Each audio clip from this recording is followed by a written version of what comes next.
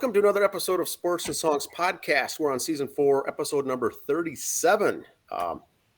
Today's July 24th, 2023. We're getting here to the end of summer, end of July. Sorry, not the end of summer, end of July. A lot of things going on in the baseball world. We're joined with a special guest. Forrest is here with us today. Welcome to the show, Forrest. Thank you for having me. Now, Andy found Forrest. Can you introduce him to the rest of us? Find him on Facebook. Baseball History Dork is his Facebook page. Great follow. He's got a lot of good stuff on there, interesting. And we always do our 80s stat of the week, and I saw his stuff a lot, and I think I probably hacked a couple of his to use before. So I thought, what better way to have him on? The stat this week, I thought we wanted to talk about it, have him on with it too, kind of get his 2 cents on it as we get to that. And, that's kind of where we're sitting right there with that. Did you want to plug your site for more? Yeah, go ahead, Forrest. Sure. I mean, you mentioned it's Baseball History Dork. I guess I came up with that name because, I have great reverence for the history of baseball, but I also think baseball is a very funny game sometimes. And it was perfect that you asked me to come on this show with this particular topic, because I think it was one of the funniest moments with George Brett just screaming out of the dugout the way he did. And real after seeing a mouse or something. Yeah. Now the trivia question, Andy, you guys are already going to know the answer to this, but the other listening audience may not. On this date, on which year on this date did George Brett have the infamous pine tar incident? What year was it? Now, you're not going to have too long to research this, because this is going to be the topic for today. We all know it was in the 80s, but if you listen, go back and try to think of the year it was. We'll get to the topic here and more of the intricacies, but this happened on this day. I'm going to probably mention it during the bit unintentionally, so I'll try not to. Yes. Yeah, so where do we want to start with it? Well, we'll just go dive right into it. Just flip up the screen and we'll start going through stuff with it. As you know, we have the 80s stat of the week we like to do all the time. And here's the pine tar. And the first thing about it, and we even talked about this the other day, Dan and I did, is like, what the hell's pine tar got to do with the bat where it sits anyway? Here is the pine tar rule for batters, according to Rule 3.02c. The bat handle, for not more than 18 inches from the end, may be covered or treated with any material or substance to improve the grip. Any such material or substance that extends past 18-inch limitations shall cause the bat to be removed from the game. Note, if the umpire discovers that the bat does not conform to C above until the time during or after in which the bat has been used in play, it shall not be grounds for declaring the batter out or ejected from the game. So, again, 3.02c, the rule. Here's other stuff also going on. Upon measuring the bat, and this is for the game July 24th, I won't say the year, but those of you on YouTube see it. No, you could say it. It's fine. We know. All right. 83. George Brett hit the go-ahead home run in the 9th inning of a game against the Yankees. Yankees manager Billy Martin requested that the home plate umpire inspect the bat that Brett had used for using excessive amount of pine tar in the bat. Upon measuring the bat against 17 inches of home plate, so they don't need a ruler, home plate 17 inches. That's your marker right there, which might be the reason why they use that, just for checking. You can use home plate. This resulted in him being the final out of the game, as the home run no longer counted. The Royals protested the ruling, and the call was eventually reversed, and Brett's home run was restored. 25 days after the ruling was overturned, the game was resumed in the top of the 9th inning with the Royals up 5-4. Incident ultimately resulted in amendment to the rule. Another stat here. Brett was quickly ejected. Dick Hauser argued. 3 weeks later, said the game was resumed. It took 12 minutes to finish this game after all this. They could have just done it up. Here's the box score from the game. And if you look at a couple things for the Yankees, they kind of had fun with it. Don Manley started as a pinch hitter. Then he moved to first base. And for that last part of the ninth inning there, they moved Don Manley to second base. Ron Guidry played center field, who's a relief pitcher. So Billy Martin just like, yeah, whatever. Who wants to play where? Kind of did that. The Royals kept position players played where they're supposed to play. They didn't have fun with it like that. If you look at the pitching line for that game, Bud Black was a starting pitcher for the Royals. Quisenberry, of course, got the last inning there for the save. And then Rich Gossage pitched the one batter in the ninth inning, which was the home run to George Brett. Then he didn't pitch that third. George Frazier pitched it. So he got the strikeout. Now, when I was looking at this, I'm going, where were they in the standings? Did this game really matter? Was Billy Martin just being Billy? Standings at the time, the Yankees were 2 games out of first. So the win meant something to them. And Kansas City was 1 game out of first. So the win was important to both. Now, granted, Kansas City was only at 500 at the time, kind of like today in our Central Division. 500 might win it. So it was a legit beef for the standings. Not they were both out of it. But you look how the year ended. The Yankees, 7 games out, and the Royals were in second place, 20 games out behind the White Sox. So the White Sox just went on a tear after that. But so it didn't really affect anything in the mix. It's not like, Kansas City won their division by a game because of that one or whatever. So it didn't really matter there. I guess my question to you, and I'm going to go back to you guys. We've got to take my screen off for a second, Dan, as we talk. This game, first, do you think that was just Billy Martin being Billy Martin playing head games? Or do you think he really thought that Pine Tar had something to do with it? I have read that Greg Nettles, the Yankees third baseman at the time, he found out about it weeks earlier, and he pulled Billy aside one time and said, hey, next time we get an opportunity, George Brett, he's got Pine Tar on that bet. And it was the perfect opportunity to bring it up, I think, and he took it. So, and you look at a lot of guys back then too. I think I'm trying to think of was it for the Red Sox? Was it Manny Ramirez always had so much Pine Tar on his helmet you couldn't see the logo anymore from off his hands. Yeah. Or you'd see on their shoulder where the bat would rest. It'd just be brown after the game. Which I guess to a point that was just a thing. A lot of guys didn't use batting gloves, so the Pine Tar was heavy used, or the gloves were so thin. I remember as a kid, those batting gloves were so thin that they didn't really help anything. They just kind of looked cool. So Greg Nettles, you heard, had kind of the inside poop. Did he hear it from someone else, or did he just kind of maybe notice it from being a friend of George Brett's? Maybe did he just kind of hear it around, or did he notice it himself? Nettles, Greg Nettles. I really don't know. I mean, I think just being rivals, the Yankees and the Royals were pretty big rivals back then. I think they were paying attention to each other, like really watching how they could get a leg up on each other. Yeah, because Nettles was kind of crafty at that. I always thought he would have made a good manager because he was kind of that Billy Martin cut. He'd be he'd find a little way any way he could. I don't know if Nettles and Brett were friends or if they were, at odds, but. Or do you see it like in an all-star game where to see his bat laying around? Hey, there's a lot of Pine Tar on that. You hear from other guys. They all talk. Well, found out. Just today, I was reading earlier on whether this is true or not, but when the Minnesota Twins were playing the Yankees back in 1975, there was the same rough issue with Thurman Munson's bat.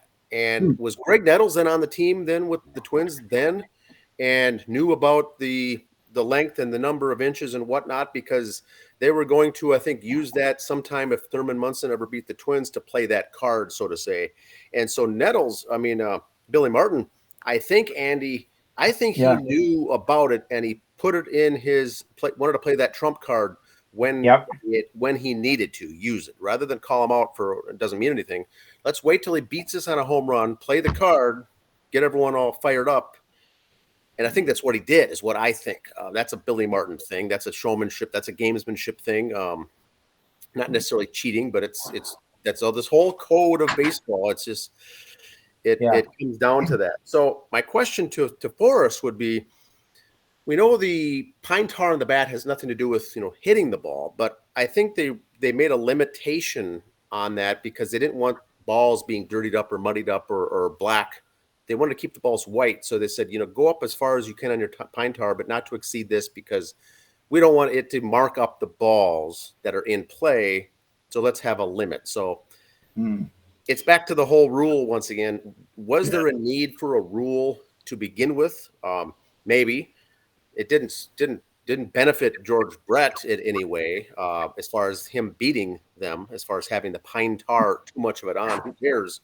But they wanted to set a limit of where it could go on the bat, and I think it would be better off used as a warning or a suggestion, or just here's a ballpark figure. But once they set that hard and fast rule that it had to be the 18 inches, then that's when now Billy Martin could come in and do this whole showmanship, and resulted with them coming back and playing the game 25 days later or whatever. And now they since amended the rule, but boy, it was fun to watch Brett, a pretty even-keeled guy, come out of that dugout. Yeah. I think I keep earlier, it had to be the rivalry at the time from the Royals and the Yankees, why he was so upset.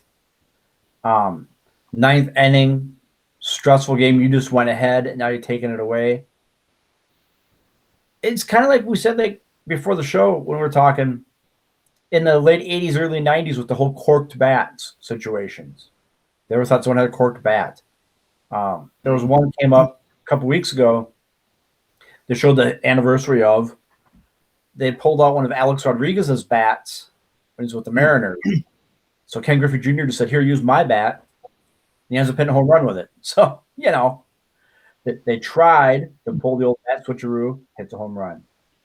I think I don't know if this really helped or hurt the game back then because it wasn't media like it is now with social media and stuff where everybody got to sound off.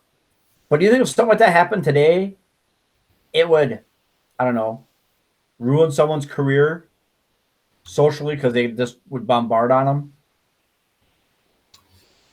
Yeah, maybe. I mean, there were players who were accused of steroids and they finished out their time and then they retired and maybe they disappeared then. But no, Bonds and McGuire were instructors until a few years ago. Still, so exactly. I think for the most part it would have been this big hysteria on Twitter. Maybe there would have been some memes, I'm sure. Which hashtags, I can't believe there aren't Batgate. Yeah, I can't believe there aren't any pine tar bat memes now. I mean, there are a few out there, but frankly, I don't find them that funny. Yeah, it's a sort of old joke they're trying to dig up. And you wonder, but I like old jokes. Yeah, old jokes are good. I'm just kind of curious when they get together. Well, some guys have passed since then, but like George Brett gets together and the Yankees guys, or how he's perceived there, over.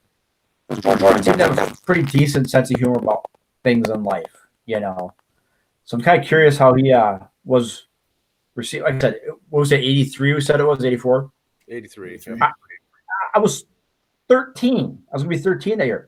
Didn't really follow the rest because you didn't have ESPN and Fox or everybody else. I wonder how George Brett was received in New York the next few years after that. That'd be kind of interesting to look up. Well, the only thing that I've got on this story, and it's a good question, Andy, because I just learned it this afternoon, is George Brett was all over the news in 1980, right? He was about to hit 400 or he was hitting 390. Yeah. He was all over the press, and there was no Twitter, no social media back then. And so he was hounded by the press. Then in 81 and 82, he had the hemorrhoid scandal. Remember, he was suffering from hemorrhoids in the game, and he was getting crap, and every joke in the book was coming out when he was in the on-deck circle. He said, "I heard it all from the fans." Yep. So he said when 83 came around and I was forever known as the pine tar guy, I didn't mind it. I was the hemorrhoids guy before then. So he says that's fine. He said he never talked to Goose Gossage before that incident. Since then, they've become very good, very close friends because of this whole thing. Yeah. And so they joked with it and they have fun with it to this day. But it was such a big thing that Goose Gossage, good pitcher, came in relief, gets the loss, serves up the 2-run homer essentially, and that was it. Then he got taken. He never came back to pitch that game. So that was his only batter he faced. But him and Goose, I think they said they laugh and joke about it now. But Brett doesn't mind it. He said it is what it is. Goose Gossage is a good egg too, though. He's got a good sense of humor about it. Yeah, I've heard nothing. Oh, well, I don't know if I've heard nothing but good things about him, but I do know he has a very good reputation. But I guess for all the things that you could be infamous for, maybe the pine tar bats, that's not that big of a deal in comparison to some things. And just imagine on Twitter today, the backlash. The whole it would be nonstop. It'd be trending, for 48 straight hours. I'm sure, in today's world with the memes and everything else. All right, should we go on to other stuff, Dan? You want to bring my screen back up there? Here we go. I'm going to bring your screen up. You got some more stats here and some other baseball footnotes. More here. On this week, July 21st, 88, Red Sox suspended Jim Rice for 3 games after shoving manager Joe Morgan following an argument. This is just the way life was back then. Players were just – I'm not saying players don't push managers today, but Joe Morgan being an ex-player, Jim Rice was just Jim Rice. So that was towards the end of Rice's career there too. So he was getting a little long in the tooth. And Joe Morgan, I forgot he managed him for a while bit. So Jim Rice was suspended 3 games for pushing the manager. Again, today, that would get all going up. Well, Babe Ruth hung Miller Huggins off a train. That's right. There's one of my heroes right there, the Mad Hungarian, Al Hrabosky. Mm-hmm. So check out these numbers. In 75, National League Cy Young race, he went 13-3 with 22 saves and finished 3rd in Cy Young. A relief pitcher was 13-3. Wow, I didn't know that.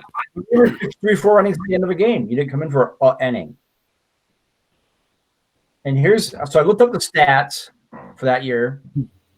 Hrabosky 4th, 22 saves, 13-3.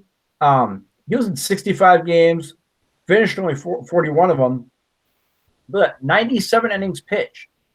So he was going about an inning and a half, more than an inning every time, obviously, So the other guys, Goose Gossage pitched 141 innings in 62 games. So that's at least 2 innings a shot. You don't see that much anymore. So I looked up last year's stats, and I just picked Edward Diaz, of course, because he's with the Mets. 61 games, 62 innings. Look at that, 77 games, 72 2/3 innings. You don't see that almost 2 inning and 2/3 average anymore. And I think that's kind of all thanks to Tony La Russa with Eckersley coming in for 1/3 of an inning and a save all the time. But that kind of changed the game there. Here's some other fun stats I saw this week. Vlad Sr. came to the plate 661 times for the Angels in 2007 and struck out once. Wow. That's like Tony Gwynn numbers. That's Tony Gwynn land right there. 61 times. Okay, there was talk during the home run derby about a Legends home run derby. And the names he keeps throwing out there were Griffey Jr., Pujols, Jim Thome, and David Ortiz. I got a problem with the David Ortiz part because he was kind of at one time brought up for steroids. The other 3 weren't. So let's get Ortiz out there and put Frank Thomas in.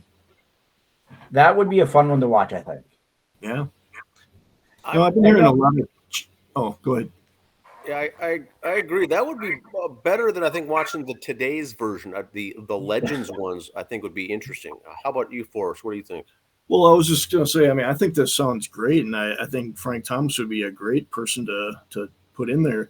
I don't know about the 2 of you, but I've heard a lot of chatter on the Facebook pages, baseball Facebook pages about Griffey and steroids. I've heard some of that lately now coming back because he looked so good when he was coaching Team USA and still taking swings, which kind of makes me wonder a little bit too. But he just had that coiled swing like like Otani has, where he just coiled up, or Strawberry had. It was just a pretty swing. Yeah, I mean, you're going to hit the ball a long way if you have a swing like that, no matter what. I mean, I think we could all agree Jim Tomei was on mashed potatoes and meatloaf. I think was his training. Mostly meatloaf. Yeah, he was on that Babe Ruth diet. I enjoyed that when he was with the Twins, though. Yeah, he had a fun run. He was a nice guy too. He was a good guy. Yeah. Now, okay, here's the Hall of Fame. There's Fred McGriff looking like Mr. Freeze from The Incredibles there. His big smile, all happy to go. And then Scott Rowland down there, knowing he looks guilty as all get up because he does not deserve to be in the Hall of Fame. He's stealing this highlight. All of might never show back up there again because this is the only time he's going to be welcome there. Good career. I don't think he was a Hall of Famer, though. McGriff, I think everybody loved Fred McGriff. I'm surprised it took him this long to get in. Yeah, ask Forrest, what's his thoughts on these two? What do you think of these two? Fred McGriff? Honestly, I don't know as much about Rowland as I do about McGriff, and yeah, I agree with you. He definitely deserves it. Rowland, I think the Phillies had some good years when he was on the team, but that doesn't necessarily equate to him being responsible for it. But from what I know, I think he's kind of in the very good territory. And honestly, we're getting to the point now. It's kind of like with the Rock and Roll Hall of Fame. Their standards are lowering over time, and because the way the game has changed, the way the game is played changes over the years, and I don't know that necessarily lowers the standards, but it changes what people are looking for in a Hall of Famer. Well, and a lot of Hall of Fame names that are up now, they're not putting in the Clemens, the Bonds, the McGuires, the Rafael Palmeiros. They're not getting the votes in. So these guys like Rowland or other guys are going to fall through the cracks and get in. That's true, too. And I like Kid Rip on the Rock and Roll Hall of Fame. He's listened to this show. He knows we don't like the Rock and Roll Hall of Fame. Yes. Nobody likes the Rock and Roll Hall of Fame anymore.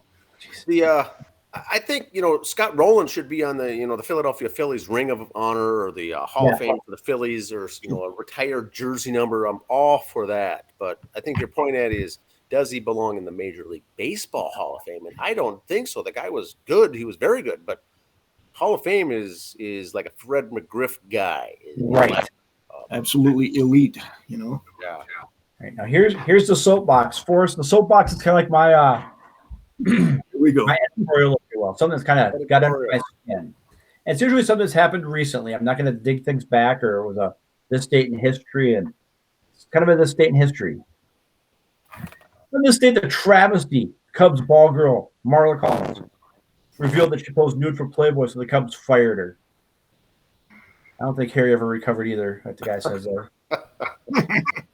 I look at it this way. She was a visionary. How many of these girls are ball girls now? We're doing it on Twitter and Instagram and whatever their pay channels are and stuff. She was ahead of her times. She should be in the Hall of Fame. She's a visionary. She's a pioneer, a trailblazer. There you go. Trailblazer. And you look at her, what other team didn't have the pretty ball girl at the time? Especially the Cubs because of the day games. Cubs were on GN. She got all the press. If she was the ball girl for the Padres, would this have mattered? If she was in Playboy or not? Would anyone have known? No.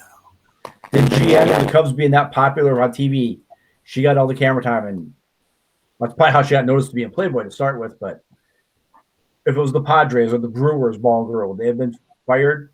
Probably not. Yeah. Could talk a little amateur town ball stuff here now.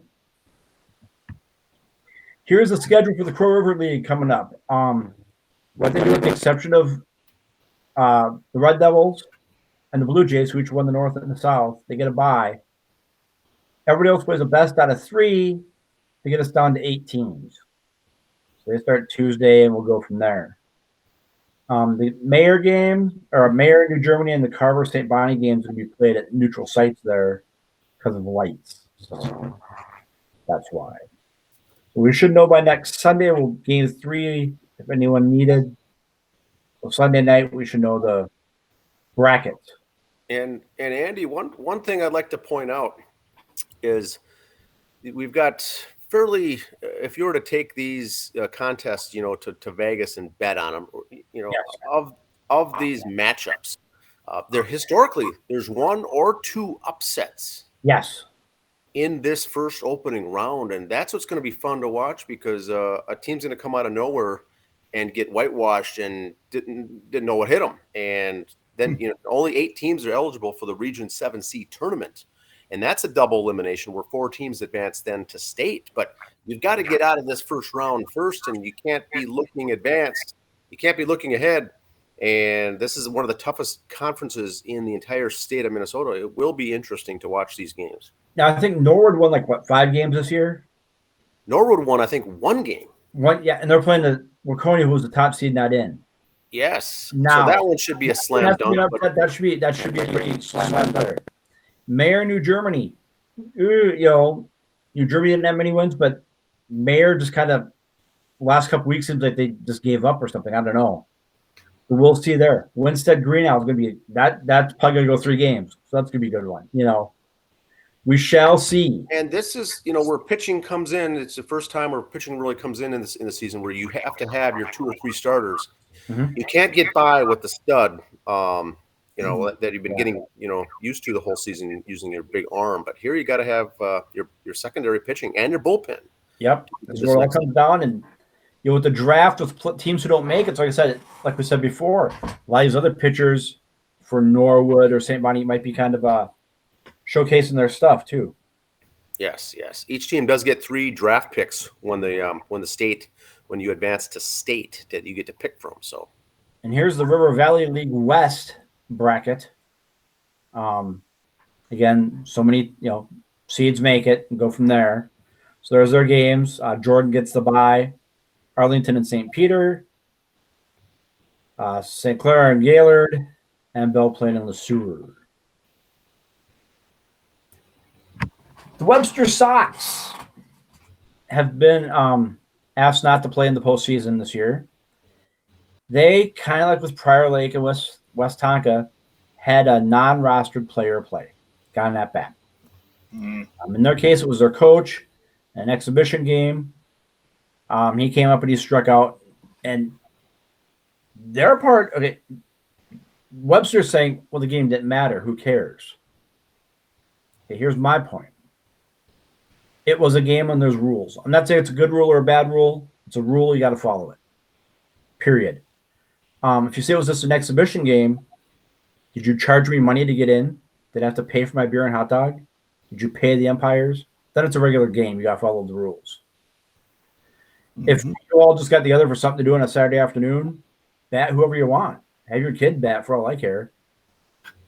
But this is it doesn't count in the standings, it doesn't count in the record, but it is an official game. So therefore, you got to follow the rules. Good rule or not, you got to follow them. Webster's Facebook page, of course, everybody on that page is like, oh, we got hosed, and you got to get rid of all the old school guys at the NBA and everything else. Yet everybody else, even Pat Royce on Twitter, is going, there's rules, follow them, boys. Now, the other thing, Andy, is the only thing I have to chime in here is the Minnesota Baseball Association has dealt with this for a number of years now, and they've gotten to the point where it's essentially a zero tolerance because everything has gotten so loosey-goosey, they have to lay the law down. So 2 or 3 years ago, it was Waconia had some issues. Mayor last year was ineligible for the postseason with a very good team, the Mayor Blazers. This year, Prior Lake Mudcats on a technicality, basically, Webster, this kind of a thing. So you'll hear from the fans and the local voices of these teams. They're saying, hey, we got screwed, we got hosed. This isn't fair. Well, you know it's fair. You know what's fair, and you know what's not fair. The coach certainly knows. And there are contracts that are signed for each player to play. You can only play one team. You can't play multiple teams. And you have to have a contract. Once you have a contract, your name gets added to the website and your name is listed on the roster. Then and only then can you bat or make a plate appearance at all. It's not – I don't think it's that hard of a deal. But every year there's a handful of teams that have questions like this that come up, and they get screwed. But you have a good point, Andy. The rule is the rule. I can't help it if it's zero tolerance or not. The problem that hurts. They're 15-3 going into this game, and they just blew it. Your team that's now ineligible to play also means not only that your team can't go, but what Andy said, when the draft takes place, your team is now frozen. Your roster is locked. That the team going to state and may need some extra pitching, and you have some good pitchers on your team that you may want to pick up or select. They're ineligible now all of a sudden. The entire team is. The whole roster is shut down. So they can't advance and take part in the postseason at all. And so, like I said, every year things like this come up, and they lay the law down to say this is how it's going to be. Zero tolerance. And so the managers know this. The people on the team know this. And yes, it's a hard lesson to learn, but it is what it is. Here's what Webster says, the Webster Sox on their thing. A minor mistake in an exhibition with zero impact on league standings should not levy such a heavy penalty. It was an innocent action done in the spirit of the game for entertainment purposes only, and both teams were in favor of it. Okay, doesn't matter. It's a game. You've got to follow the again. Yeah, this one's not. You got to follow them. And this is different once again because it's the manager himself that went in to make the at bat. Yeah. Now, if he doesn't know these rules, that Webster then has other issues. If he doesn't know the basic rule like this. Now, there's other teams that do get caught up on a small technicality. But this is, there are teams, and it is very common in town ball, Minnesota, that the manager themselves has listed as a contract and as a player. They'll never play, they never bat, they never get in the lineup. But just in case they do, or they're short, or someone gets hurt or injured, they make themselves eligible then to come in and at least play. They may have 4 at bats all season, but you've got to put yourself on the roster. Or if you know you're going to play a team that your cousin's on or your brother's on, you want that one at bat, put yourself on the roster for the year then. Yeah, and they can do, it's there's deadlines to get the names and rosters and everything solidified to do this. And all these teams have various scrimmages, and they go out of state to play in tournaments, and they have friendly games across the border. They still have to put in the request in the minutes. So it says that it's duly noted that they asked for permission to play a tournament in South Dakota. They asked for permission to play a tournament in Wisconsin for some random weekend, Memorial weekend. They've got to put those things in, but the rules are the rules. And Webster, unfortunately, has a very good team. Yeah, they were 15-3 going into this. So outside shot of winning it. And now the other thing, just to tie in with that, Andy, is that section that they're in there in the DRS, because St. Patrick moved up to Class B this year, they took away a state tournament entry for Class C because of that. So instead of 4 teams going to state and Class C out of the DRS, there's only going to be 3.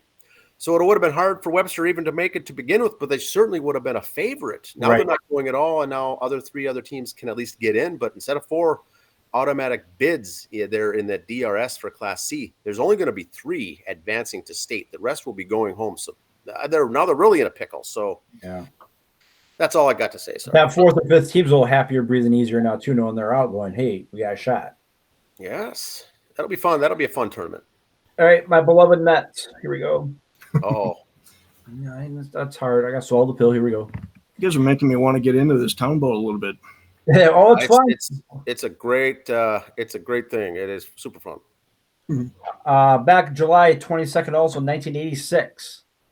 This day in Mets history, due to ejections of Kevin Mitchell, Darryl Strawberry, and Ray Knight, Davey Johnson was forced to be creative with his lineup. He moves Gary Carter to third base, while switching Roger McDowell and Jesse Orosco between pitching and outfield.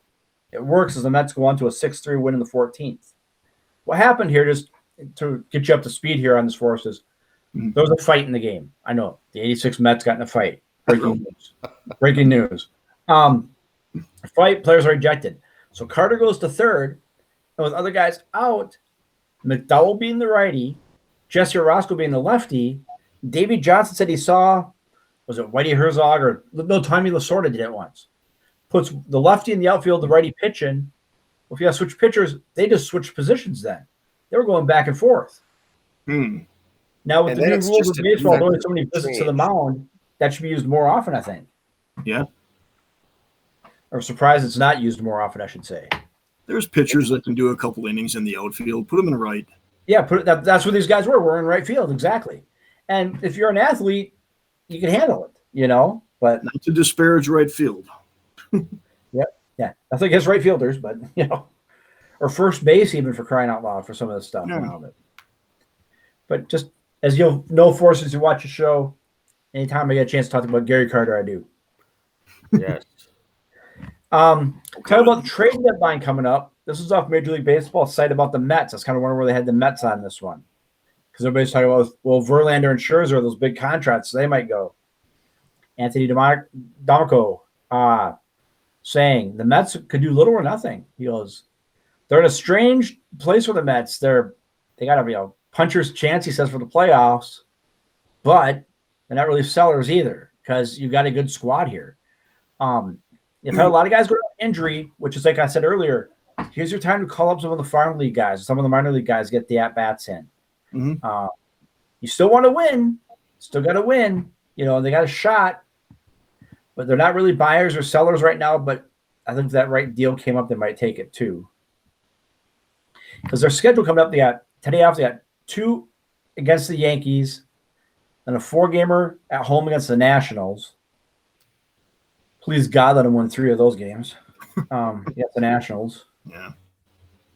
But then next month, I thought a couple months ago they'd have an easy month, but I was wrong.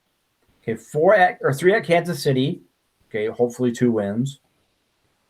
Snake 1 out against Baltimore. I'd be happy with that. So if they go 3-3 on that road trip, I'm ecstatic.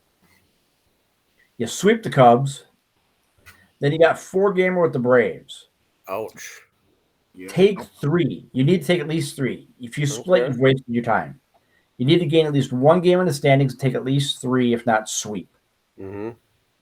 The Pirates are coming back to earth, so hopefully they can do well there. I mean, so they got, and I'm not complaining, I'm not crying as a Mets fan, but Sunday the 20th, they game the Cardinals. They got 20 games in 20 days. And the Cardinals are not that good, and they could get the Pirates at a right time and win a bunch of those games, those last hopefully 6. They come out of this 20-game stand, 15 wins. I'd be jumping for joy. Now, what happens, Andy, if the Braves sweep the Mets in 4 games?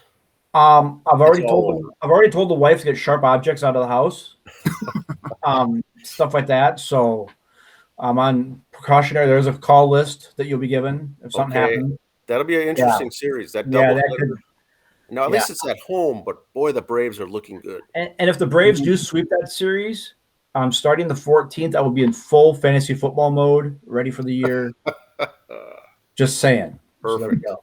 Fair warning. Football mode by then. Go for talk.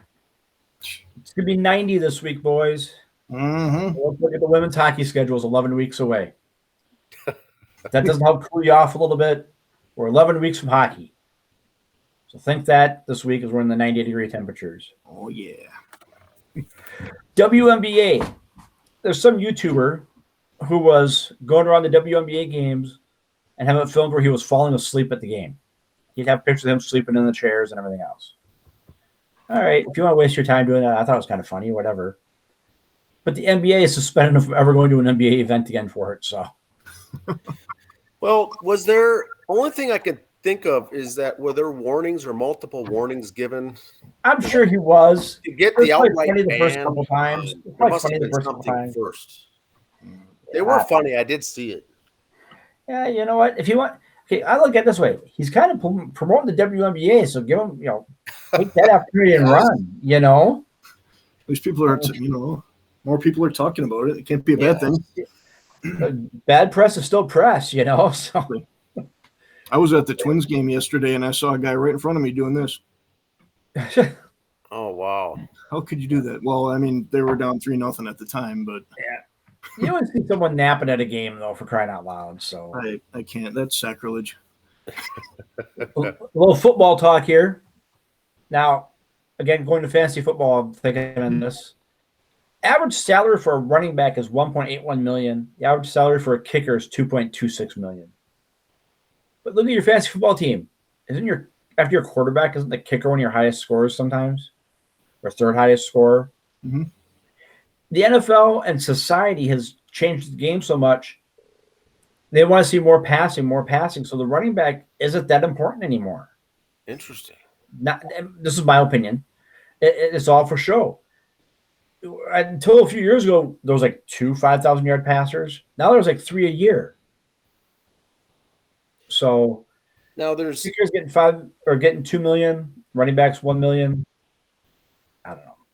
Now there's 4 or 5 running backs on a team, and there's only one kicker, and that's driving down maybe the average. Right.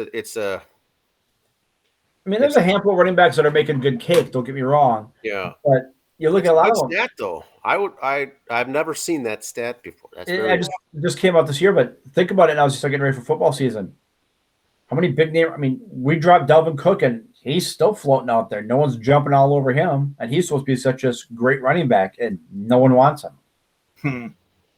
Because I think he's asking for more than 1.81 million. That's why. That was shocking. The Arena Football League is coming back. They want to come back. 50 yards.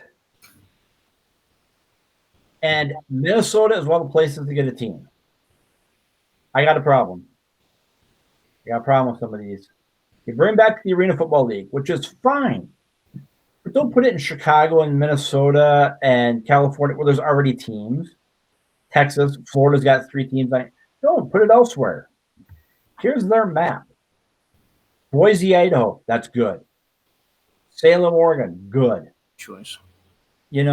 But Philadelphia, Cincinnati, Chicago, Salem, you have teams.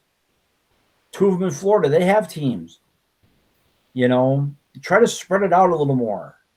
Salt Lake City wants football. Yes, put one in Iowa for God's sake, or Fargo or something. It's the success of minor league baseball. It's because they're in these smaller cities that don't have other major sports. And so, Andy, you're right that arena football should not be in Chicago and St. Paul and Philadelphia. I don't mind, Bakersfield, Boise, and Salem, but they should be in these smaller markets. I think would be very successful. But they must need to be a certain sized indoor arena.